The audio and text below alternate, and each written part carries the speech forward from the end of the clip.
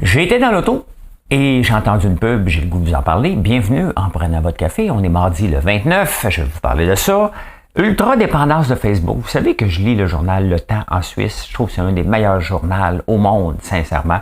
Du vrai journalisme. Et il parle de Facebook banni au Canada. C'est intéressant, je vais vous parler de ça. J'ai été faire un petit tour sur le panier bleu. Je suis allé voir à quel moment ils m'ont fermé. Pas que je souhaite leur fermeture. Quoique, la maison la vendre, un super investissement. C'est le fun ça, pour l'agrotourisme, c'est le fun pour l'agriculture. Hein? Donc, voilà. La Bank of Family, toutes sortes d'autres affaires. On va vous parler. Quoi d'autre? Du lait. Transformer du lait en carburant. Parlez de ça. Pas ça.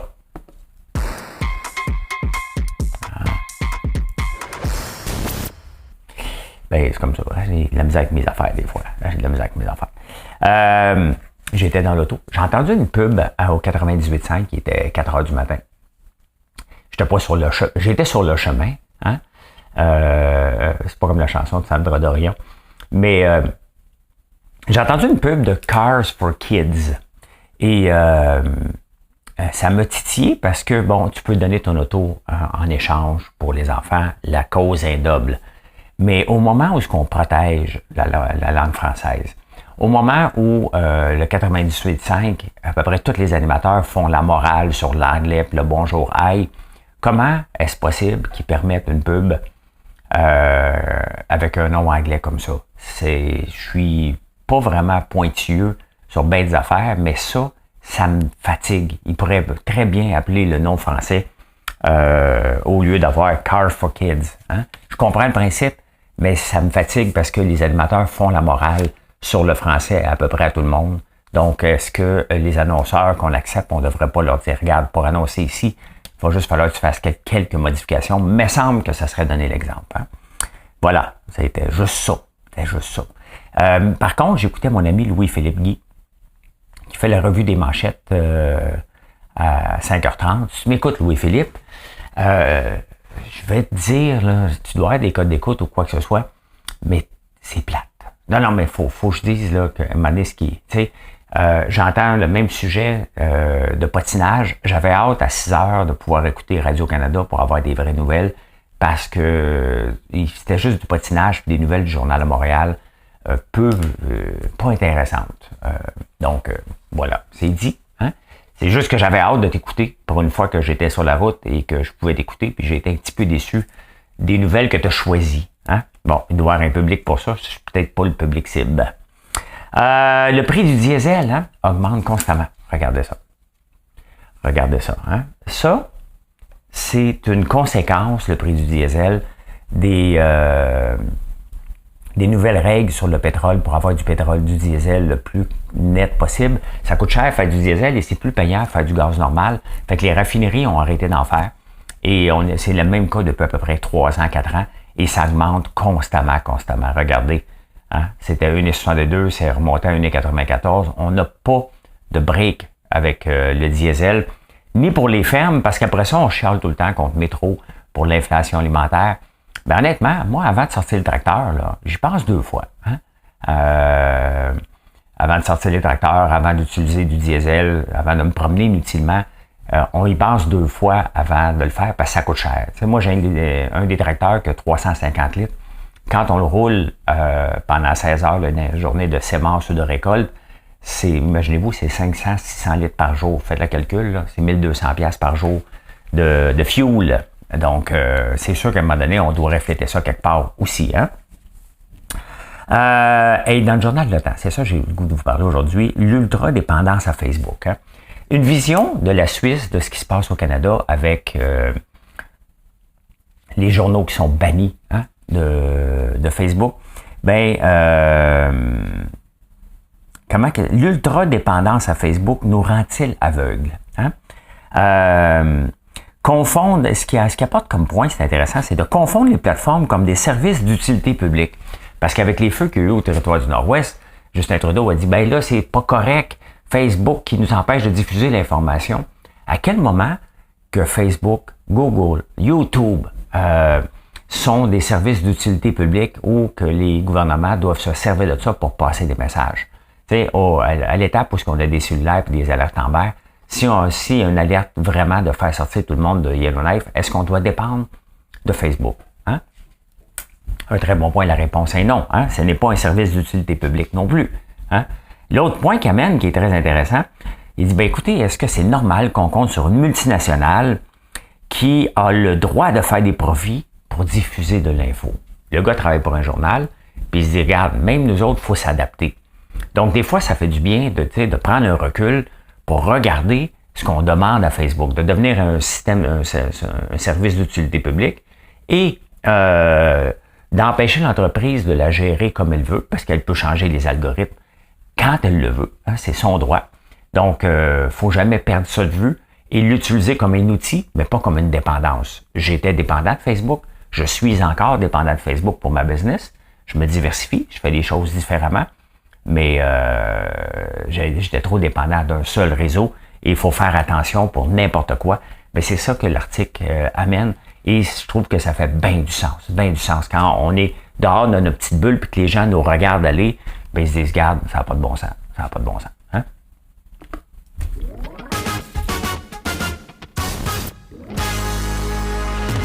Écoute donc.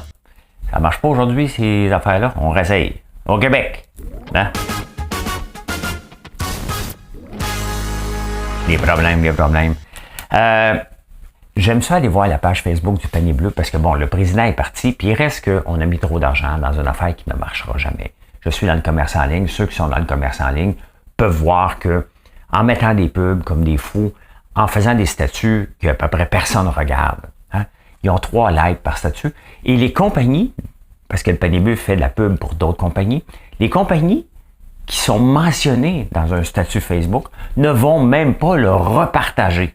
Imaginez-vous, hein?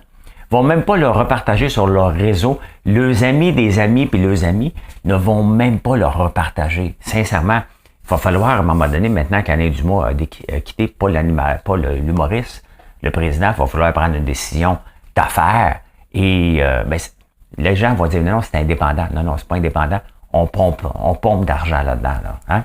Impossible qu'une compagnie privée peut survivre avec le type de marketing qu'ils font, avec le peu de ventes. Je connais personne qui achète là-dessus. Donc, je regarde ça régulièrement. Je regarde toujours si c'est des nouvelles pubs. Je vous l'ai déjà montré comment ça marche. Je vais vous le remontrer encore. Je vais vous le montrer comment ça marche lorsqu'on veut voir de la pub. Si on veut voir si une entreprise fait de la pub, c'est bon pour vos mettons, on s'en vient ici, là. Hein? Nos livres de la semaine. Donc, si je suis Michel Jean, je partage, je fais même pas de like. Aucun partage. Ici, ajoutez une touche de confort québécois à votre garde-robe. 2 partages, 42 likes, pas de commentaires. Pas, hey, merci beaucoup. Hein? Ici, il n'y a pas de partage. Muji est là, qui ont passé dans l'œil du dragon pour les bougies. Ils l'ont pas partagé, là. Fait qu'ils n'ont pas fait de like, ils sont pas au courant qu'ils sont parlé.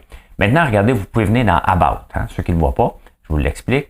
Vous regardez Page Transparency. This page is currently running ads. Et là, on peut regarder qu'est-ce qu'ils font comme ads. Hein? Ils en ont 58 pubs.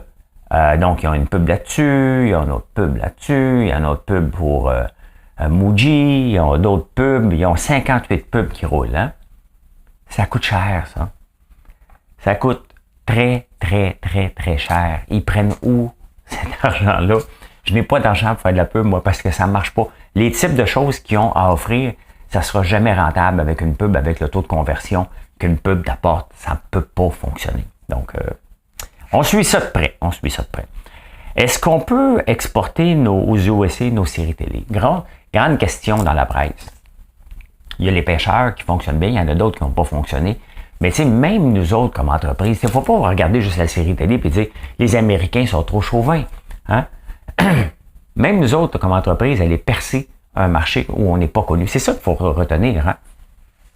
Un marché où on n'est pas connu, quand on réussit à le percer, n'importe qui vend des jeans, n'importe quoi, quel produit. Regardez, je vends des produits d'érable de la terre. J'essaie de percer aux États-Unis, mais c'est par virgule. Là, j'ai un site, puis ça fonctionne tranquillement. J'ai une vente une fois de temps en temps. Je ne mets pas les mêmes efforts, bien entendu, sur ce site-là parce que je manque de ressources, je manque de temps. Mais tranquillement, on en a, mais ça prend du temps. Donc, faut pas juste regarder nos séries télé pour dire, mais ils n'aiment pas notre bon contenu. C'est pas ça.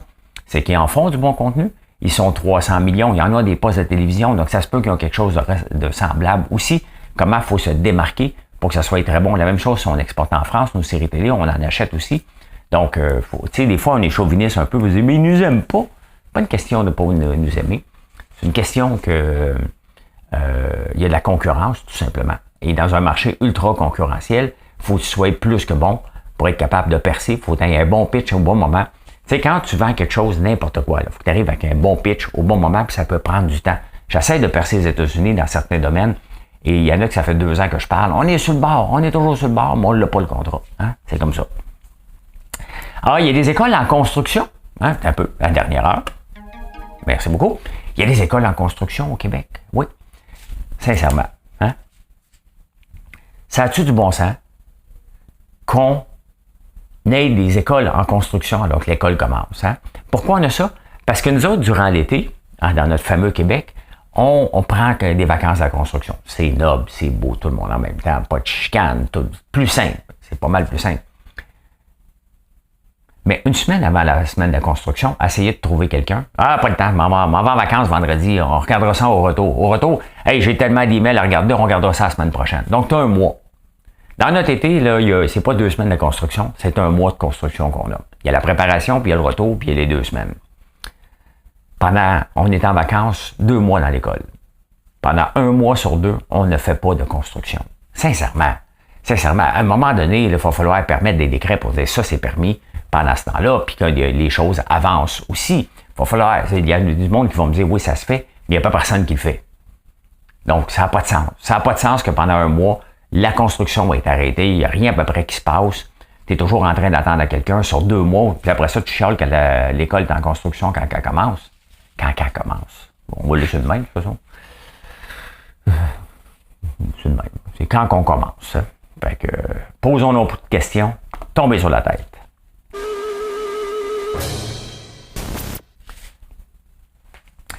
Je fais de l'agrotourisme. J'invite les gens à venir nous visiter. Je devais planter de la lavande cette année, ça n'a pas marché. On va recommencer l'année prochaine. C'est pas grave. C'est un processus qui est long. On plante de la citrouille. On a surtout des tournesols et c'est ce qu'on vous invite à venir nous voir chaque année. La Maison Lavande, c'est connu, ça fait depuis 2009, donc ça fait 15 ans à peu près, 14 ans qu'ils sont là. Ils viennent d'investir 16 millions de dollars dans 64 000 pieds carrés. C'est immense! C'est immense! Mais c'est le fun de voir ça. C'est le fun de voir. J'espère que je ne dirai pas dans 2 ans que oups, ça a pété. Je pense pas. Mais soyons positifs. Je vous en parle de façon positive. Je ne les connais pas. Je n'ai jamais vu. J'ai jamais eu le temps d'aller à Maison Lavande. Mais je trouve ça beau parce que c'est de l'agriculture.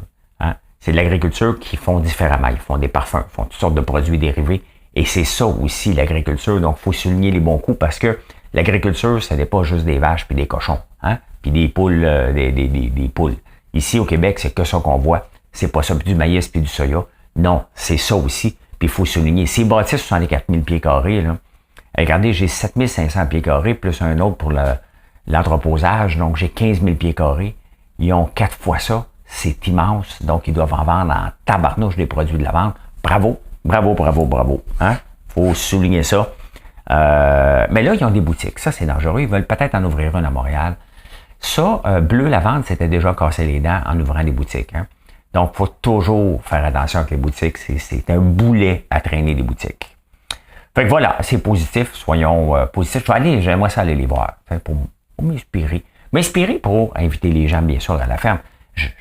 J'ai un setup qui a de l'allure, mais j'ai pas encore des tables de pique-nique partout. Faut qu'on s'améliore de tout ce côté-là. Mais ça prend du temps. Ça fait juste 5 ans qu'on commence à faire ça. 2e année des tournesols. Donc, vous voyez, tout prend du temps et ça fait quand même depuis 2009 qu'ils sont là 14 ans. Donc, mais c'est inspirant de voir ça, tout simplement. Hein?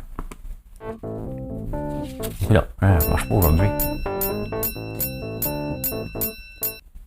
J'ai de la misère au calvaire. J'ai du ressentiment dans le sang. Je vais réessayer. Hein? Finance, on réessaye. Ben, ça marche. Et de la misère.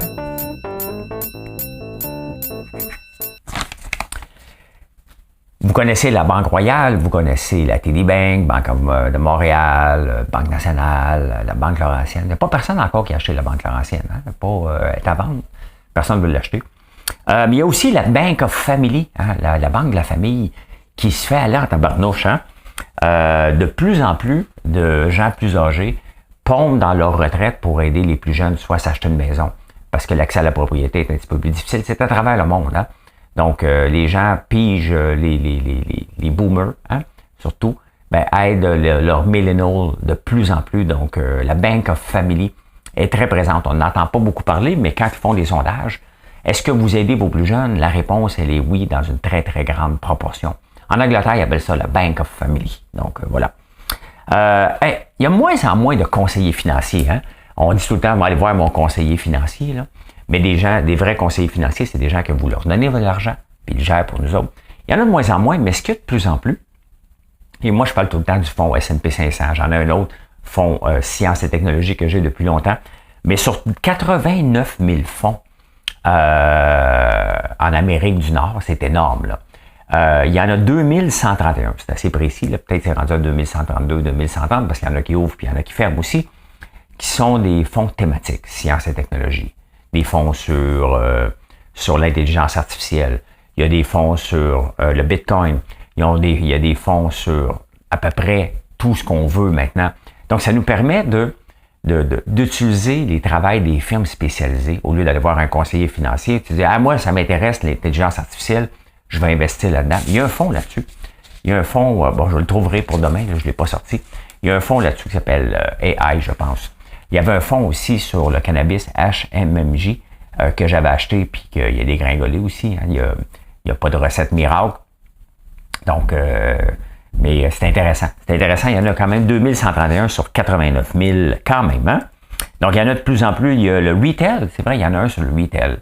Il y en a un sur l'intelligence artificielle. Il y en a un sur le maïs. Il y en a un sur le soya. Si vous voulez juste acheter du soya sans acheter le grain, mais pouvoir spéculer, parce que c'est ça quand même. Donc, vous pouvez le faire. Il y en a même un fonds qui est les compagnies après la pandémie. C'est comme ça. C'est comme ça. Hein? Vous savez que NVIDIA, qui est le grand gagnant de l'intelligence artificielle, leur vente explose littéralement, leur profit explose. Et ce qui se passe, et c'est assez unique, c'est pas une première, mais presque. Normalement, les entreprises qui font un buyback, donc qui rachètent des actions, ils vont racheter des actions lorsqu'ils ont de l'argent dans le compte de banque et l'action est dévaluée. Hein? Ils se disent, écoute, l'action devrait valoir 15$, elle vaut 10$, on a de l'argent dans le compte de banque, donc au lieu d'investir pour développer l'entreprise, on va racheter des actions pour créer une rareté. Le ratio de revenus par action va augmenter, ce qui est des ratios importants pour refaire monter, et comme ça, tout le monde a une valorisation. C'est pas tellement bien vu parce que ça fait pas progresser la compagnie, mais des fois, ils ont trop d'argent. NVIDIA a une augmentation de valorisation de 220% cette année. Ils font beaucoup de ventes. Ils font beaucoup de profit. Donc, le titre est quand même assez élevé. Il a augmenté de 220%. Puis, il annonce un rachat d'actions de 25 milliards. Hein? Ils sont tellement riches qu'ils proposent un rachat d'actions de 25 milliards. Alors que l'action, elle a augmenté de 220%. C'est assez rare, mais je pense que dans un domaine, OK, mais on investit où? Puis à un moment donné, on ne peut pas se garrocher partout avec toute la cash qu'il y a. Donc, peut-être des compagnies comme Apple vont le faire, comme d'autres compagnies, mais ça semble être un nouveau mouvement à suivre dans le domaine de la bourse. Donc, ils veulent propulser le titre encore plus élevé parce qu'ils ont de l'argent, tout simplement. Hein? C'est drôle parce que il y a deux compagnies qui ont des noms semblables. Hein? Il y a Bed Bath & Beyond qui a fait faillite, puis j'ai mélange régulièrement avec Bath & Body Works. Hein? Ça m'arrivait souvent lorsque je vous en parlais. Bon, Bed Bath & Beyond a fait faillite. L'action a tombé. Pendant ce temps-là, vous pouvez voir que dans le même domaine, hein, et le message est que dans le même domaine, tu peux tomber en faillite ou tu peux avoir de la progression. Tu sais, des fois, ils disent Bed Bath & Beyond, donc c'est fini, les chandelles, tout ça, c'est capote. Hop. L'autre à côté, Bath & Body Works, qui est sensiblement dans le même domaine, là, a une progression fulgurante, tellement qu'ils vont embaucher 30 000 nouveaux employés d'ici Noël pour subvenir aux besoins de Noël. Donc, c'est énorme. Hein? C'est énorme. Les salaires sont entre 18 et 26$. Même au Canada, ils prennent l'expansion. Ils sont au Porto Rico ou aux États-Unis. Donc, vous pouvez voir, quand j'entends une entreprise, ça va pas bien, c'est trop difficile, je ferme, mettons, comme dans le chocolat. Et moi, je prends de l'expansion. Pourquoi? Parce qu'on fait les choses différemment. Puis je suis pas tout seul à prendre de l'expansion. Il y en a d'autres. Chocolat favori, à date, on n'a pas entendu que ça allait mal. Loin de là. Donc, tu sais, on entend souvent parler que des mauvais coups puis des choses qui vont pas bien, mais de l'autre côté, il faut parler des bons coups. Regardez, aujourd'hui, je parle de 2 bons coups.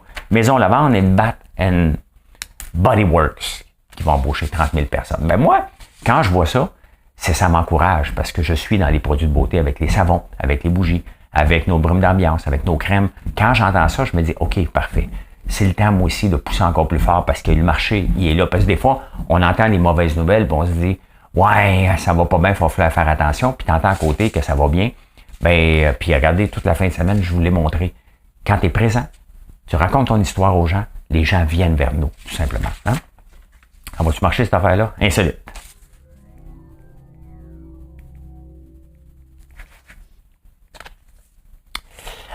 J'ai lu dans les journaux qu'ils veulent transformer du lait. On peut transformer du lait en vodka. Il y a une vodka qui s'appelle Vodcow, hein, en Ontario. Mais on peut le transporter aussi, faire du carburant pour faire de l'essence avec ça. Là, à un moment donné, tu sais, est-ce que c'est logique? C'est noble, hein? Je comprends les producteurs de lait de vouloir se diversifier, c'est noble, c'est normal. En tant que société, alors qu'on bannit les pailles de plastique, hein? Alors qu'on essaie de faire attention à notre environnement. Des vaches, ça émet du méthane, des gaz à effet de serre énormes. Hein? La Nouvelle-Zélande a des problèmes avec de respecter les zones de gaz à effet de serre avec tous les animaux de vaches et de moutons qu'ils ont là. Donc, est-ce que c'est normal qu'on attende 2 ans qu'une vache soit capable de produire du lait, hein, avec son premier veau? Ça prend un veau, ça prend 2 ans. Pour qu'on prenne ce lait-là, puis qu'on le transforme en pétrole. Sincèrement, est-ce que je pense que juste poser la question, ça fait aucun sens qu'on mette une scène là-dedans, que le gouvernement accepte ce genre de débouché-là. Le gouvernement, c'est de l'hypocrisie. C'est noble pour les producteurs de lait, je les comprends, mais ça n'a pas de bon sens qu'on accepte ça comme société. Hein? Donc, c'est cool, ça allait bien, mais moi, quand je regarde l'autre côté, où on essaie de faire attention, ce n'est pas une approche à prendre du tout. Hein? Hey, connaissez-vous Dylan State Miller? Lui, c'est le Starbucks des donneurs, donneurs de petits poissons. Fait qu'il y a 96 enfants dans le monde. Puis là, il s'est donné comme mission, techniquement, tu donnes ton sperme puis tu ne rencontres pas les enfants. Fait que là, il a décidé, lui, de partir à la recherche. Il en a rencontré 25 à date. Il y en a 96. Man, reste tranquille. Si tu te demandes une pension alimentaire, t'es cuit. Hey, il y a un grand débat, puis les journaux anglais capotent sur le fait que Meghan va revenir. Meghan, c'est Harry et Meghan, hein, l'ancienne princesse, qui va revenir sur Instagram. Et elle a réussi à mettre la main sur le nom Meghan. C'est comme si je prenais François. Hein, c'est impossible, ça n'existe pas. Ça existe, mais je ne sais même pas qui a François sur Instagram. Mais comment qu'elle a réussi à avoir juste Meghan, c'est la grande question. Elle l'a-tu acheté? Est-ce qu'Instagram lui a réservé?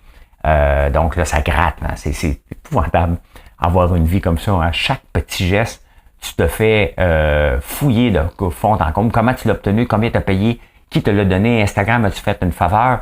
L'as-tu arraché à quelqu'un d'autre pour te le donner? Quand même, hein? Quand même. Ben voilà, hein? Ça me fait sourire et j'espère que ça vous fait sourire aussi. Ben voilà comment j'ai vu l'actualité en ce beau mardi. Merci d'être là. Je vous souhaite une excellente journée. Et ben, venez nous voir sur françoislambert.one. Aujourd'hui, mardi, exceptionnellement, je suis à la ferme, donc si vous passez, ça se peut, je suis là. Hein? Donc, ben voilà. Allez, bye, bonne journée.